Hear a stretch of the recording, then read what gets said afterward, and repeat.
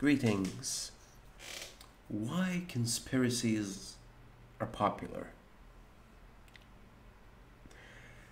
I like that. This topic's dear to my heart. Forgive me for the smile, but I wouldn't call myself a conspiracy theorist, but I'm definitely a conspiracy theorist, like on the small scale. And the reason I do that is because I'm like, how else will people do anything covert? Like think about it. Like, okay, I want to take down a country. What do I like announce it on Twitter? No, I'll make a conspiracy, and if it succeeds, it's no longer a conspiracy. It's a fact. Like, and like when the Americans revolted against the fucking what's their name, the British. They started it with a conspiracy. People just went around just like, look, these preachers are taxing us. Like, how about we just, and slowly, as more time passed, it became, heroes. But, it started with a conspiracy. So, conspiracy is an effective method of damaging something or generating control, power change, and government change. So, why wouldn't there be conspiracies? So, when somebody's dubbed a conspiracy theorist, I'm like, shouldn't that be a government job? A person who actually comes up with ways on how to capture conspiracies and generate them. Shouldn't that be like a high level job in the CIA? Except it's used as a tool for mockery nowadays. And, you're a conspiracy theorist? Oh, then the moon is made out of cheese. I'm like, no, what? No. It's the job of any person with the ability to read to question the knowledge he is given. So, if, say, I have a conspiracy that says Bush did 9/11, it's my duty to analyze the evidence, see why I think that's the case, and prove it. And if I can prove it, at least speculate enough and give enough pattern and evidence to show the gray area. It's not definitely that he didn't do it, nor is it definitely that he did do it, but evidence is compelling. And stuff like that, like people conspire, and it's good for people to actually analyze it and try to find the plots generated to take advantage of people. Isn't it our duty to protect ourselves, even from things we can't see?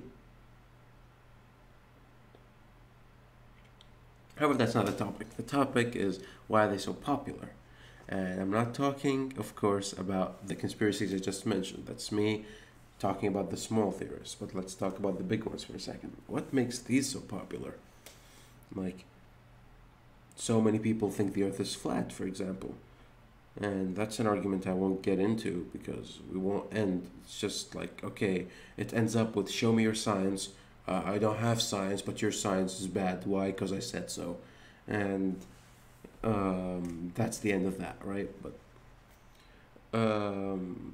you have people who think the earth is flat, moon made out of cheese, moon landing didn't happen, which I am not very sure about, actually. I still think, like, it should be a tourist attraction at this point if we already went, but whatever. Didn't do my research, so I can't make the claim.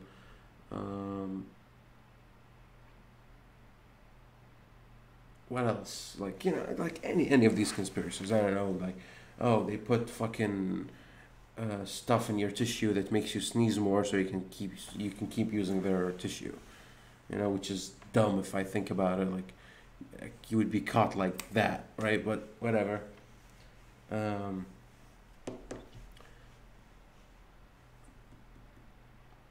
reason why conspiracies are popular, I think, is because of the death of God in philosophy. Before the religious people come and like parade my head, it's a concept, which Nietzsche says is God is dead and we have killed him, and the idea is that the concept of theocracy and philosophy being one and the same thing has diverged. Philosophy its own thing, theocracy its own thing. Um, and so whenever you study philosophy these days, you see that a lot of it is dry and um, impersonal to the concept of a higher deity because well, it took that turn.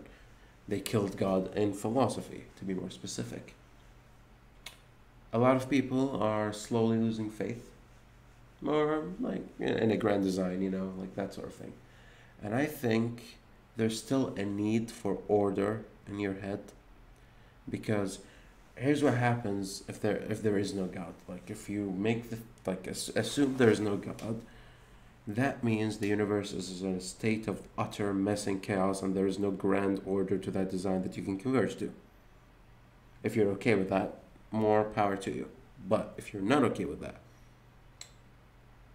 you start really, really, really feeling bad about the world. Very cynical, right? Oh, see these people who are just drunk and want an escape. And I think one of the ways that makes people feel secure is, well, if we can't have a grand deity that is in order, how about we choose something, okay, more realistic, but with technically the same influence. Let's call them the Illuminati. They control everything. And if we only beat them, if we only unite and beat them, then everything would be better. Those are the reason everything is a mess. Gives you a simple answer.